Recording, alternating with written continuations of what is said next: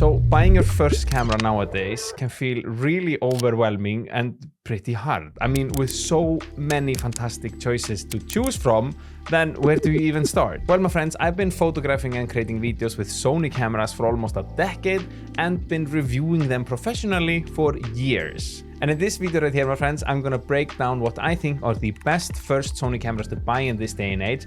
And I'll do you one better because I won't only talk about all the things that I like, but also the things that I dislike about each model. So the first cameras I think are worth considering is small, like compact point and shoot cameras like the Sony ZV-E10 or the Sony RX100 Mark V. As I said, these are really small, compact point and shoot cameras. In my opinion, if your aim is to become better at photography or videos, then I would personally go with a camera that you can change lenses.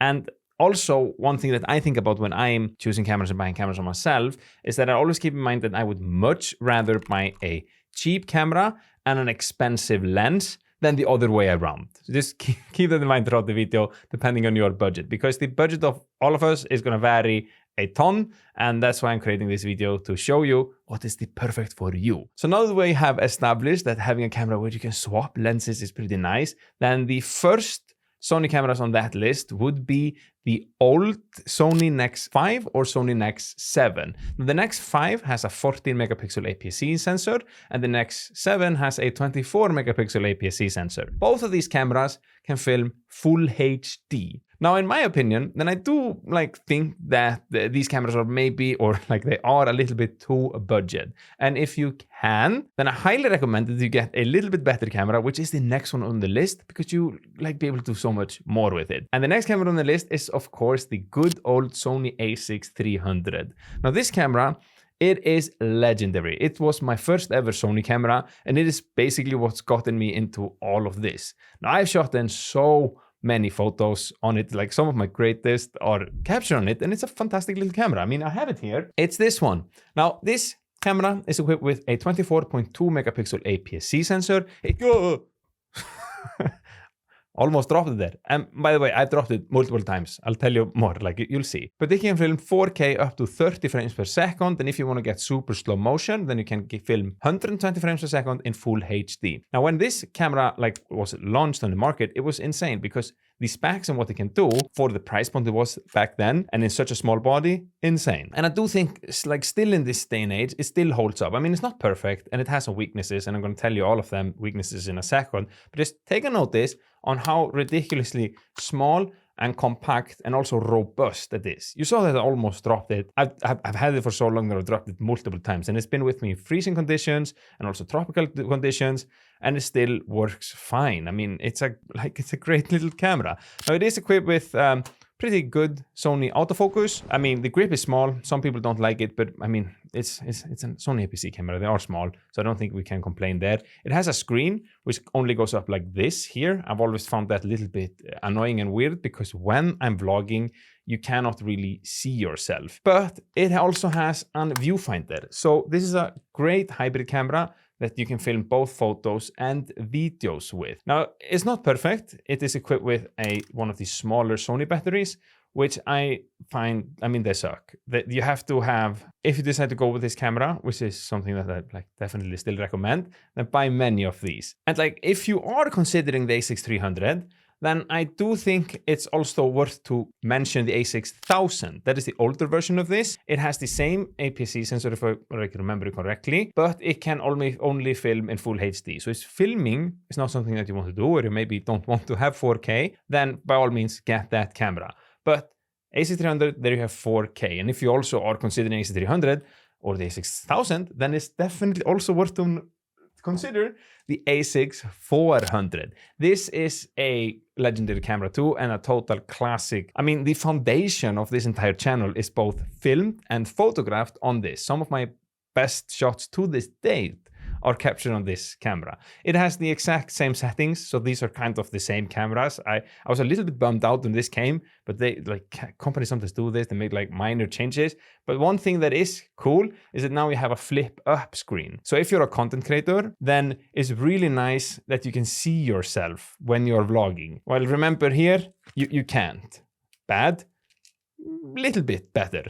So that is pretty nice. Now, one massive weakness, or like two massive weaknesses at least that popped in my head with both these cameras, is that one, they're like neither of these are stabilized. So handheld footage, it can be quite shaky. So I would recommend, if you're not planning on using tripod all the time, to get a lens that is like has OSS, like optical steady shot. It's gonna be a massive help in getting more smoother, whether it is videos or photos, especially like photos in low shutter speed, you understand? Both also have like only 8-bit color. So color grading on these, it has never been the most fun thing that you can do. And I've never liked to film in S-Log3 or S-Log2 on neither of these cameras, which is like a totally flat picture profile. It's like what you can see. I'm filming on this camera right now. It basically allows me to get higher dynamic range, as well as makes color grading much easier and more fun, because I have more room to push the color around and get the tone that I like, and or like in this example, what you would like, because you are the one who's gonna think about, you know, whether you're gonna go buy this, or any of this here.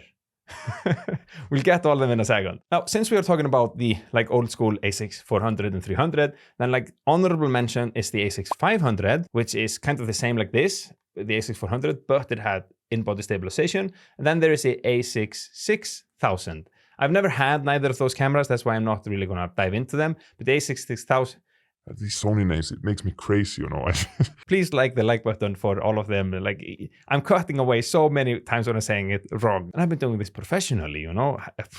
Sony names. The A6 600, it had a bigger Sony battery and a slightly bigger grip, and it had in-body stabilization. So it's definitely worth noting. But I have always found that out of this series, the A6 400 is the sweet spot when it comes to price, performance, and all that stuff. So this is definitely something that you can get really good deal at the moment on the second-hand market, and something that still holds up great in this day and age, especially if you are just starting out. So this one, not perfect, but a pretty damn good hybrid camera that can capture both photos and videos at a pretty decent level. And I mean, yeah, do recommend. Now, if APS-C cameras is not something that you want to get into and you're maybe thinking about full frame, then the first Sony full frame camera that I recommend, you see what I did that? First camera, so silly, but a bad joke. But the first like camera that is full frame on this list that I would recommend you at least check out would be the Sony A7 Mark III. Now, this camera has a 24 megapixel full frame sensor, and it can film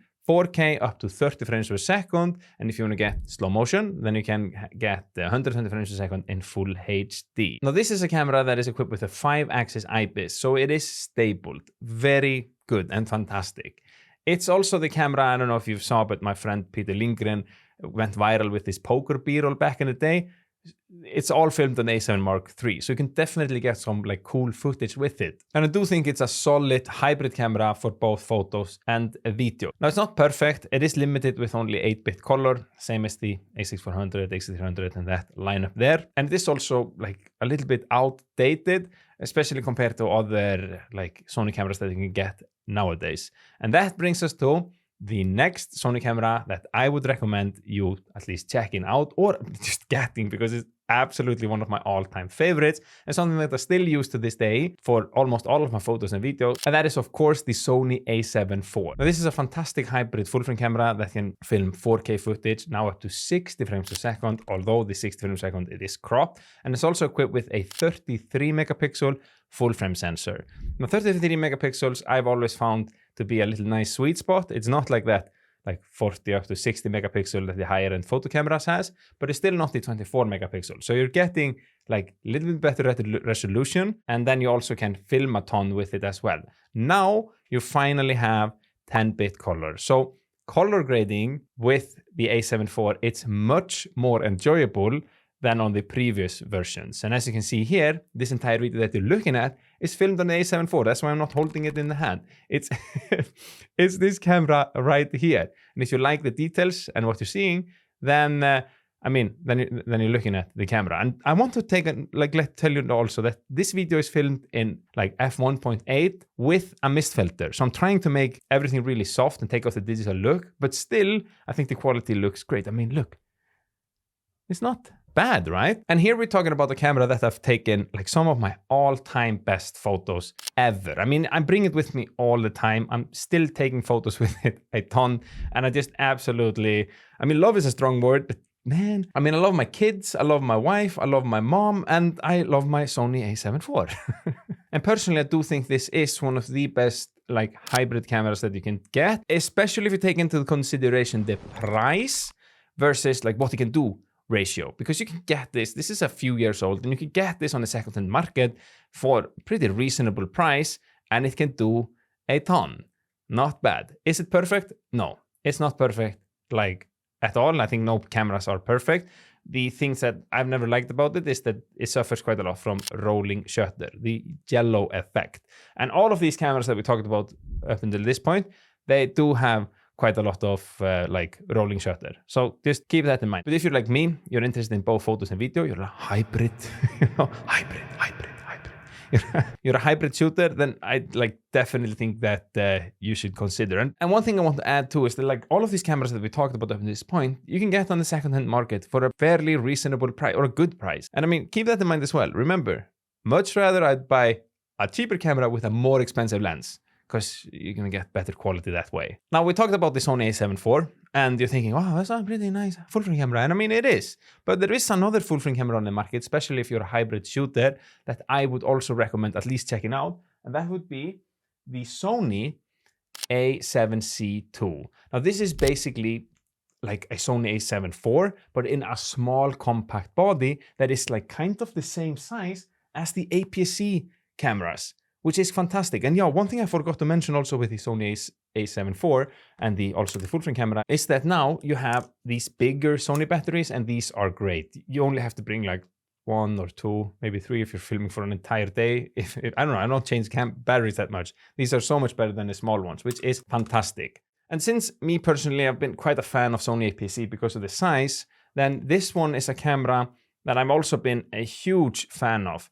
I mean, it's on top of it being just like a small like A7 IV, then it is equipped with some newer upgrades that the A7 IV doesn't have. As like a little better autofocus, if I remember correctly, and some other things as well. Now, I think it also just looks sick. And one thing I did not touch on too is that the full frame cameras on Sony, now you have this vari angle LCD screen, which personally I'm a huge fan of, because you can see yourself when I'm vlogging, when I'm taking low angle like shots, vertical shots like this, then I can see down, which I couldn't do on these screens like here. So it is great. Only downside, I would say, in my opinion, there might be some other, would be that on the A7 IV you have 2 SD card slots, which is really convenient, especially if you are doing weddings or something where like a failing SD card would mean end of your life. You understand? So then that is really nice. Well, in here, you only have 1. Now, personally, I've never had a SD card fail on me. I've been doing this for 10 years. I thought it would happen by now, but it hasn't. Now, they've like ruined when I'm trying to put it in the computer and stuff. So maybe would have. Maybe, I mean, they have ruined on me. I've dropped them and put it in the computer, so maybe they have actually failed on me when I come to think about it. And then there's also one thing to keep in mind, that the grip is a little bit different. So if you like the bigger grip on the bigger Sony full frame cameras, then by all means, the A7 IV, fantastic choice. But if not, this is definitely a camera to consider, and it is great. I mean, I'm a huge fan of this right here. And if you're wondering, but what is bad with them? I mean, the same things that are bad with this one as was bad with the A7 IV. I mean, same kind of, you know. So what was bad here as well. What's bad here is bad there as well. And I'm not pointing at you, saying you are bad. I'm pointing at the A7 IV that I'm filming this on. Although, of course, I'm talking to you, my friend. While I have your attention, if you could smack that like button for me, it would really help me out. I mean, I'm here alone, speaking to a camera. It's a sad YouTube life, you know? Now, this video right here, my friends, would not be complete if we didn't dive into the Sony ZV-E lineup. Now, Sony made the ZV-E lineups to be like powerhouses for content creators, and I've tried all of them to date, and I have a few things to say about them. So let's talk about those and what I recommend there, and for who they are and where they like fall short. So the first one, let's talk about the ZV-E10. Now, when this came out, I was floored. It is basically equipped with a 12 megapixel full frame sensor. It can film 4K footage up to 120 frames per second with minimum crop. That is fantastic. And the rolling shutter on this is next to 0. I mean, this is basically the same camera as the Sony A7S Mark III, which is a legendary camera for filming. It is a fantastic film camera. It is so good for filming, and they basically jammed everything in that into this small camera. So it's filled with all of these smart things, like an AI chip, I think, if I'm not mistaken, and the latest and greatest autofocus, which is fantastic. I mean, Sony already had fantastic autofocus in, for instance, the A7 IV, or even the old cameras that we talked about before. But here, the camera can now understand and map out where you are and understand where your eyes are. So even if you turn around, it will keep you in focus because it understands where your eyes are sitting. Even if something blocks you, it understands, which is fantastic. And that this one is equipped as well. And when I'm gonna film some like B-roll myself or have some creamy videos, then this is what I'm picking. So I would definitely recommend that if video is your option. Because in my opinion, although you can take photos with it, of course, this is not aimed for photo people. For starters, you do not have a viewfinder. I myself, I love when I'm taking photos to like look at the viewfinder. I can't here. Plus the 12 megapixel image sensor, although it's like more than enough for filming 4K videos, then for photos, I want something a little bit higher. So if videos is your priority, then my friend, if you can find on ZV-E10, in my opinion, it is so good. If we're gonna say if it's not perfect, then maybe it can have a little issue with overheating, especially if you live in a warm place, especially if you film in 4K 120 frames per second at a long time, which is usually not a problem because you're not doing that a lot. And I've had it overheat on me when I'm filming a talking head video like this, when it's been filming for 45 minutes plus. So keep that in mind as well. Other than that, I mean, I'm a huge fan, and here you have a powerhouse of a filming camera that is equipped with like all of the latest and greatest features from Sony, and I would definitely recommend it. Plus, as with this A7 IV and A7C II, you have a 10-bit color, so color grading is fantastic. It could be a little bit more expensive than other cameras, especially the other ZV-E cameras that I'm going to show you in a second, which is much more affordable. But before we dive into that, then I just want to say big thank you for the sponsors of today's video, Artlist.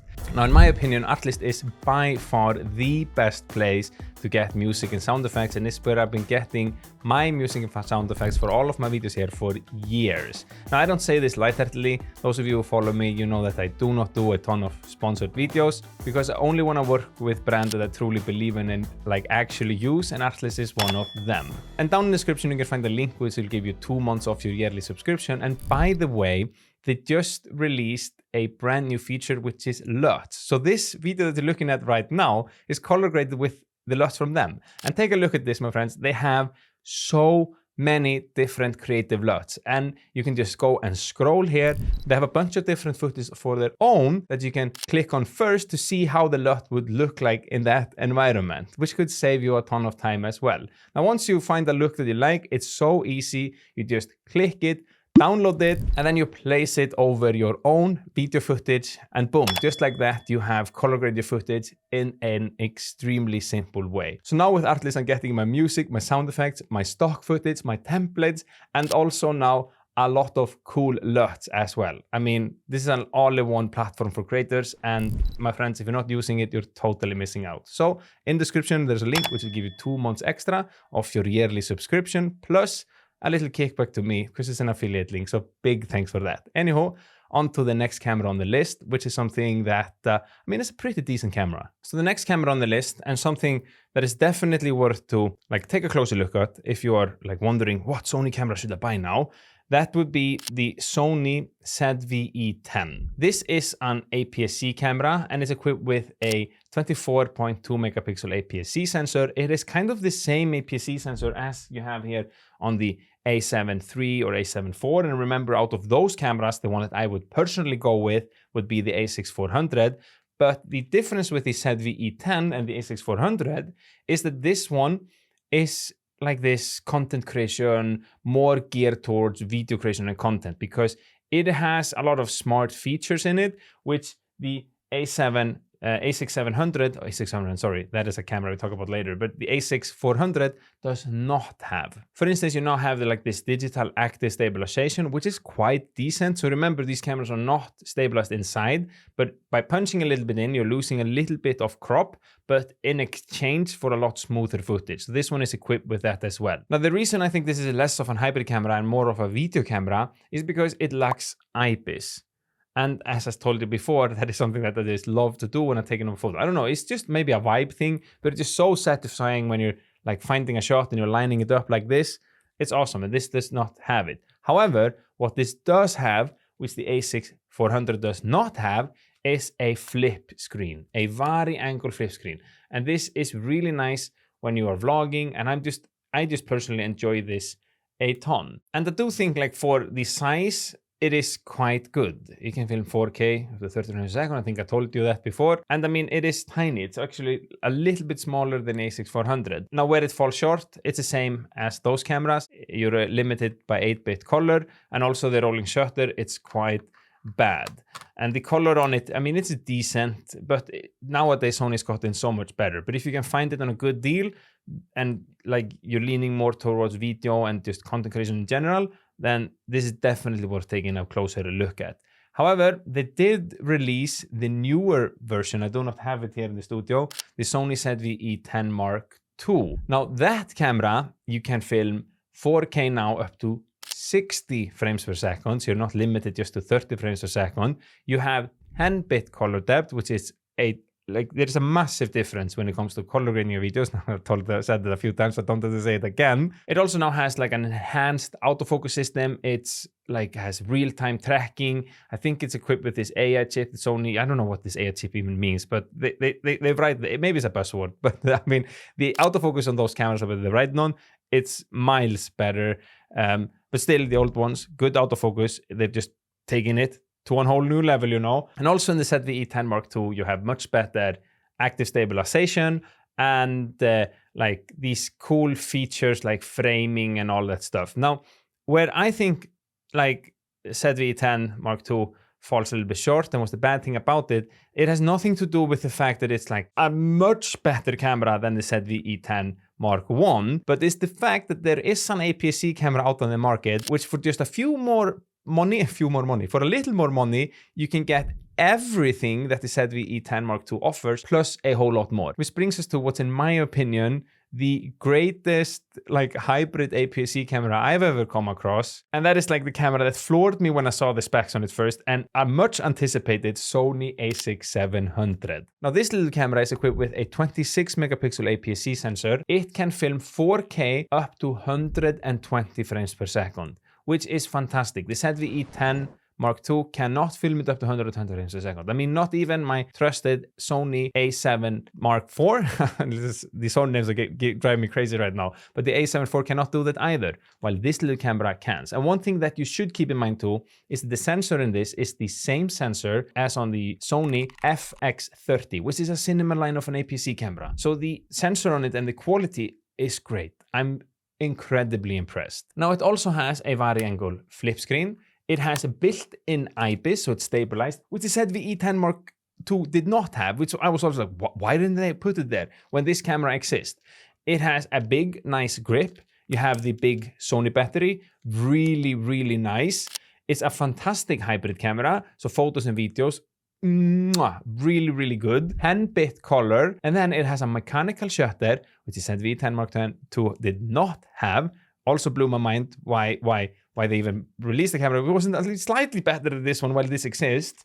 And it has a viewfinder, which I've told you multiple times now that I really like when I'm taking the photos, So in all honesty, I know that we now climbed up the ladder, and the price point of this is not even close to the A6300 or whatnot, but what you're getting here is a really good video and photo quality. You have a cinema line of an APS-C sensor in it, and you can film 4K 100 frames per second. You have all of them smart features that the newer Sony cameras have in this small little camera. So I was really, really impressed when I saw it. So if you can and you want to go into the APS-C world, then this, my friends, would be my big recommendation if you have the budget for it. If you don't, then A6400. And when it comes to the full frame cameras, then I do think that my recommendation based on the price and what you can do would be the A7 IV. However, the truth is that the A7 IV, although like my main camera, and it is good and I do recommend it, then it is a little old. We have to be like real about that. So does it still hold up in this day and age, and is it still worth it? Well, click this video next to find out.